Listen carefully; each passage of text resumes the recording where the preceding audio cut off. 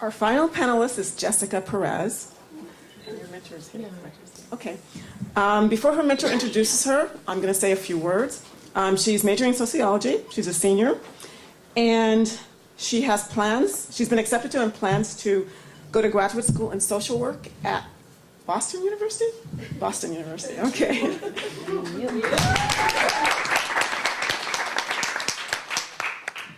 In addition to working on her own FMP research project, Jessica helped coordinate this year's FMP activities. Her research holds special interest for her because it regards the social dynamics of her Southern California hometown. So her mentor, Gabriela Sandoval, Professor Gabriela Sandoval, will introduce her.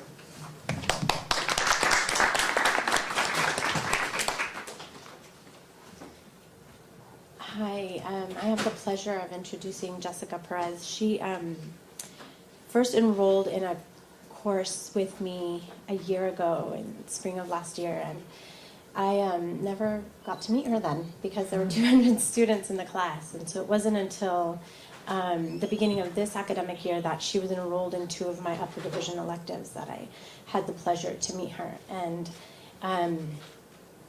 I'll keep this very short and sweet. I think Jessica helped to restore my faith in students in a lot of ways. She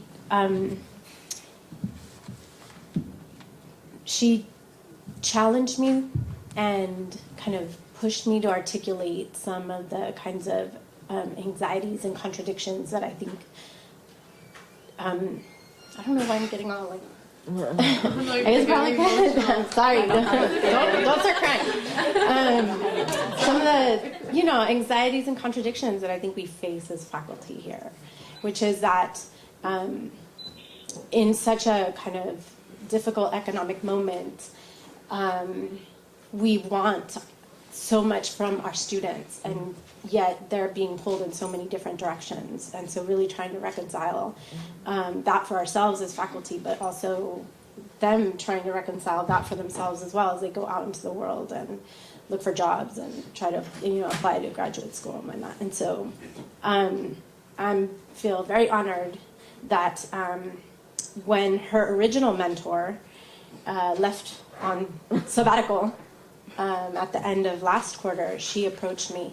And what you will see right now in her presentation is actually the work of only 1 quarter, and most FMP students actually have 2 quarters to do their work. And so it was a heroic effort, and she did it with just amazing poise and grace. And so I'm very pleased to present Jessica Perez.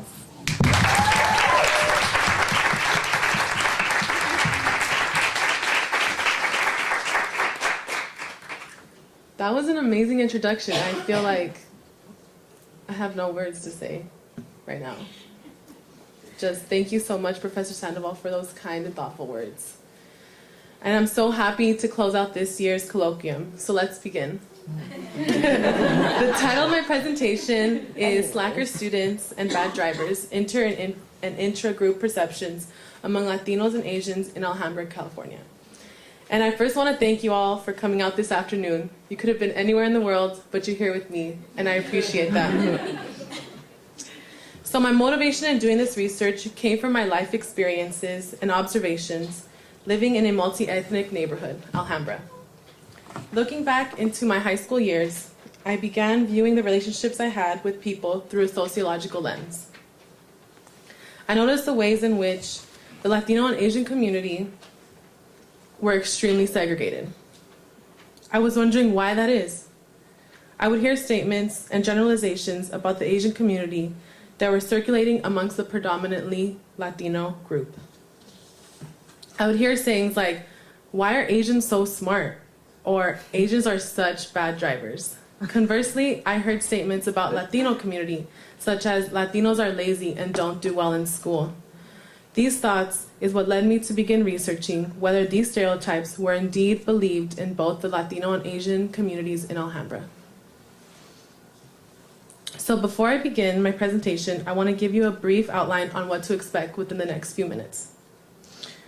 First, I'll describe the background in which I use to deconstruct and analyze my data. Second, I'll give you a brief demographical background on the city of Alhambra. Thirdly, briefly walk you through the methodological approach following by the results. And lastly, state room for further research and final remarks. So I use Herbert Blumer's theory of race as a sense of in-group position, where Blumer believes that a group, rather than an individual's perception towards another group, formulates prejudice. So there are 4 feelings that Blumer points to that reveal how group positions shapes racial prejudice groups. 1, the feeling of superiority. 2, a feeling that the subordinate race is intrinsically different and alien. 3, a fear that the subordinate race harbors design on the prerogatives of the dominant race. In other words, the dominant race or a dominant group is worried that the marginalized group will threaten the claims of the dominant group. 4, a feeling of proprietary claim to certain areas of privilege and advantage. These 4 statements are problematic in the sense that a system of hierarchy of inclusion and exclusion of one dominant racial group versus several subordinate racial ethnic groups is established. A critical critique is necessary. Since Blumer established this theory in 1958, a long time ago, an extension of this theory needs to include a multi-ethnic environment and how it contributes to the formation of stereotypes and prejudices. So several scholars have begun to deconstruct and extend Blumer's theory so that it is more applicable for this day and age. So the 2000 census is a great starting point for scholars to examine because it shows signs of how new waves of immigration from Asia and Latin America are transforming the United States into a kaleidoscope of colors. Although the U.S. Is moving towards a nation that is composed of multiracial representation, the harsh reality is that it is still divided by race. So there is a demand for research that moves away from black and white prejudices to one that examines the relationship between marginalized minority groups in multi-ethnic settings. So now that you have a background, I want to describe the city of Alhambra. Alhambra is a suburb located about 10 miles southeast of downtown Los Angeles. Known as the gateway city to the San Gabriel Valley, according to the 2010 census, the city's population is 83,089 residents, with about 54% of which identify as Asian, while 34% of the entire population consists of Latino. The median household income of Alhambra is $55,313.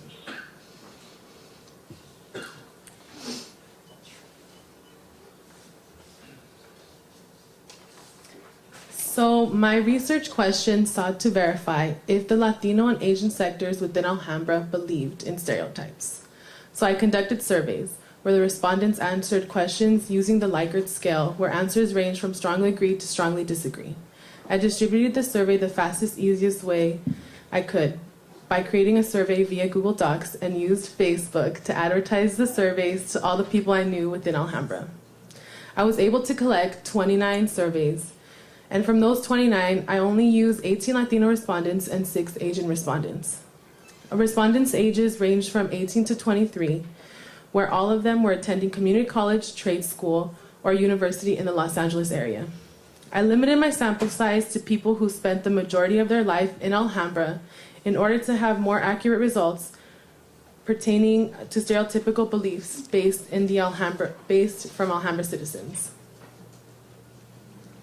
So in order for the participants to respond more truthfully, I asked them to fill out the survey anonymously. After each respondent answered the basic demographical information questions, I asked 12 stereotypical questions. The questions were asked inversely about each group. The questions are shown above. In general, are Asians or Latinos smart, individually motivated, family-oriented, business-minded, and lastly, bad drivers? These circulating statements were the most commonly heard and talked about statements, and I wanted to test them out.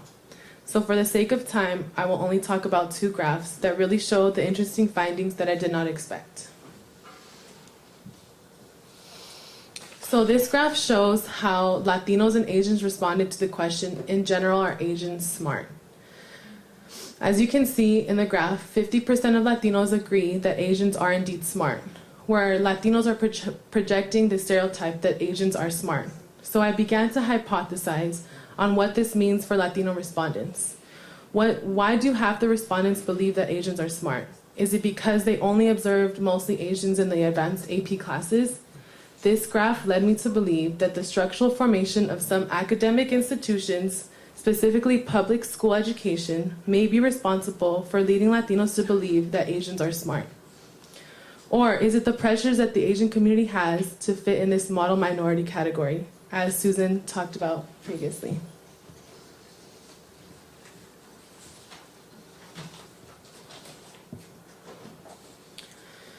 This graph shows the question, in general, are Latinos smart? Shockingly, 68% of Asians did not agree or disagree with this statement. Instead, they felt neutral. I was happy to see that this graph exemplifies what was mentioned in the research about multi-ethnic settings. That study explained how in the city of Los Angeles, or in the Los Angeles area, Asians who are living in cities that are composed of predominantly Asians are less likely to be prejudiced towards another group. And as previously stated, Alhambra is now composed of predominantly Asians, and the graph results definitely show this trend.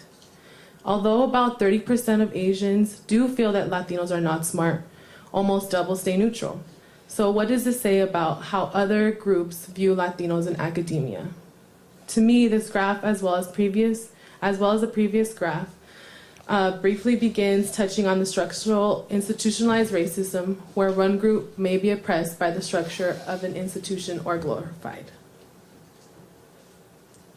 So after conducting my small-scale research, I have made note of what I would like to further expand on or critique.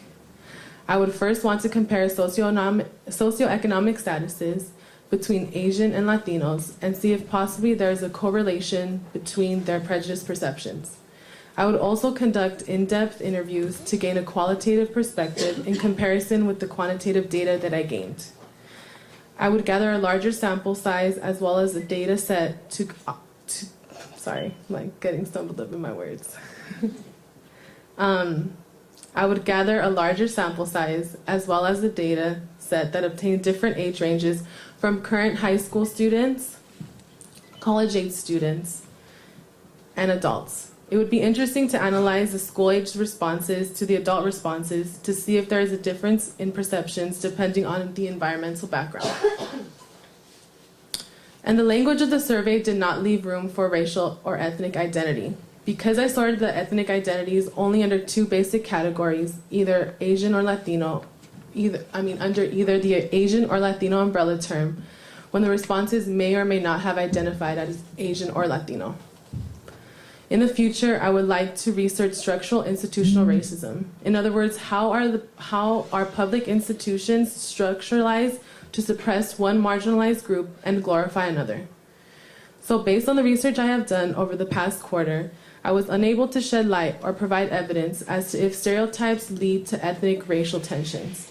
But I was able to firsthand experience the trials and tribulations of the research process, where research can sometimes lead you to a different direction in which you originally planned. So I would like to take this time to acknowledge my first faculty mentor, Miriam Greenberg. She was an amazing instructor, but just didn't work out. And of course, Professor Sandoval for being an inspiration to me and someone that I definitely look up to, and I hope to continue our relationship throughout the rest of my academic career. Angelica Lopez for editing my, I don't want to cry. Let me breathe. Editing my graduate school paper that I am now going to, so I'm really excited about that. Robin King for listening to all of my emotional breakdowns about writing, and I promise you I will turn in a paper. You better. My FMP and EOP professional and student staff, of course my FMP cohort, we did it, we're done. Well, I still have We're to not done paper. yet. And Gary Wu for also helping me gather data for this project. Thank you.